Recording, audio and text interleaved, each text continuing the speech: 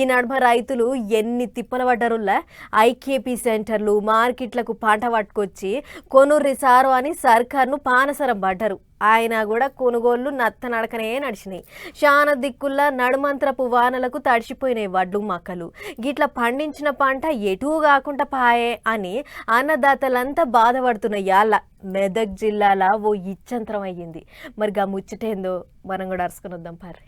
నమ్మి నాన్న పోస్తే పుచ్చి బుర్రలైనట్టే చేసిండు ఓ రాజస్థాన్ డ్రైవరు. మార్కెట్ కు పట్టుకోవమ్మని బస్తాలు లోడ్ చేస్తే దొంగతనం చేసి ఊరు దాటిచ్చిండు.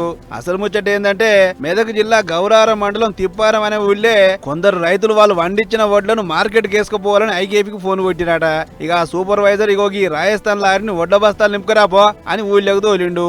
బండి రాగానే రైతులంతా మురుసుకుంటా డీసీఎం మెలిగిర్రు. అట్లా 491 బస్తాలు లోడ్ చేసి రైట్ అంటే చెప్పిన రైస్ మిల్ కాడికి పట్టుకుపోయిన డ్రైవరు. కనాడ యాళ్ళకు ఎవ్వలేరు. దీంతో డ్రైవర్ పుర్రెల పురుగు తొలిచింది. బండి నిండా బస్తాలే ఉన్నాయి, అక్క ఇవన్నీ పట్టుకుపోయి అమ్ముకుంటే బొచ్చడు పైసలు అని ఆలోచన చేసినాక మక్కరగాడు సీదా బండిని ఆడికేసి చాలు చేసి రాజస్థాన్ దాకా దంచుకుపోయిండు.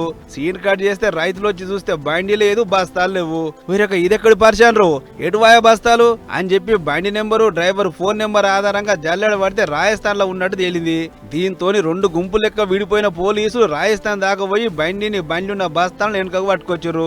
చూడరే ఎంత పని చేసిండో డ్రైవర్ గాడు.